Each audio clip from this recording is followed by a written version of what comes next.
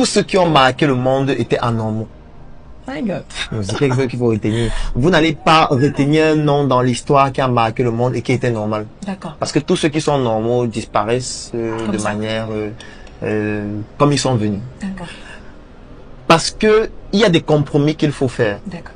Pour pouvoir réaliser un certain nombre de choses. Moi, je prends un exemple. Parfois, j'aime dire que ma journée commence à 21h parce que c'est difficile que je rentre du bureau avant 23h ou minuit. C'est très rare. Moi, je vais presque jamais rentrer. Et ça, c'est jusqu'à dimanche. Wow. D'ailleurs, on a créé un événement à la Startup Academy qui s'appelle la messe entrepreneuriale. En fait, c'est aussi une manière de dire aux gens que nous, on n'a pas de dimanche. Nous, on n'a pas de jour de repos. Un entrepreneur n'a pas de jour de repos. Un entrepreneur travaille chaque jour. Moi, la dernière fois que je suis allé en congé, je me rappelle pas de quand c'était. Et ça peut faire peur, mais ça doit permettre aux gens de comprendre quel est l'état d'esprit, quel est l'environnement dans lequel on se retrouve quand on entreprend réellement. Je ne parle pas de l'entrepreneuriat des réseaux sociaux. Où on est sur Internet, on poste les photos, on dit que j'entreprends.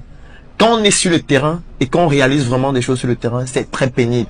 Et forcément, il faut faire des compromis. Ça veut dire qu'on sacrifie un peu sa famille, ça veut dire qu'on sacrifie un peu ses proches. Et il faudrait que vos proches soient conscients de la mission qui est la vôtre et que vous ne vous appartenez plus. Vous devenez un patrimoine national, un patrimoine collectif. Oui. Et vous avez un devoir de réalisation pour les personnes qui croient en vous, pour les personnes qui se sont lancées dans l'aventure à cause de vous et qui doivent pouvoir trouver le droit chemin grâce à vous parce que vous êtes en train de le faire ensemble. Donc, il y a des compromis forcément. Je suis d'accord que j'ai les insuffisances dans beaucoup d'autres secteurs d'activité de ma vie. Mais c'est un compromis nécessaire si on souhaite impacter toute une génération. Donc il faut faire les compromis. Oui, forcément, c'est indispensable. C'est important. Il y a des sorties à annuler. Si vous voulez être en harmonie avec toute votre vie, ne vous lancez pas, trouvez un bon emploi où vous pouvez bien faire ce que vous avez à faire. Vous pouvez même être très bien rémunéré. Il y a des gens qui touchent très bien leur vie en étant salariés, qui touchent même plus que les entrepreneurs en étant salariés.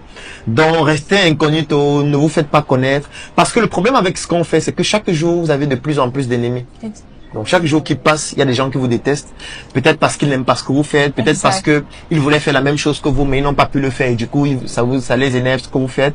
Peut-être parce que vous êtes en train de diminuer leur champ d'action par votre rayonnement, ou alors peut-être parce que ils sont opposés à l'idéologie que vous avez. Donc qu'importe ce que vous faites, vous aurez au moins ces 4 catégories de personnes qui ne vont pas vous apprécier. Et plus vous allez grandir, plus cette proportion des gens qui ne vous apprécient pas va augmenter. Et ce n'est pas tout le monde qui est capable de résister à cette pression, à ces insultes, à ces calomnies au quotidien.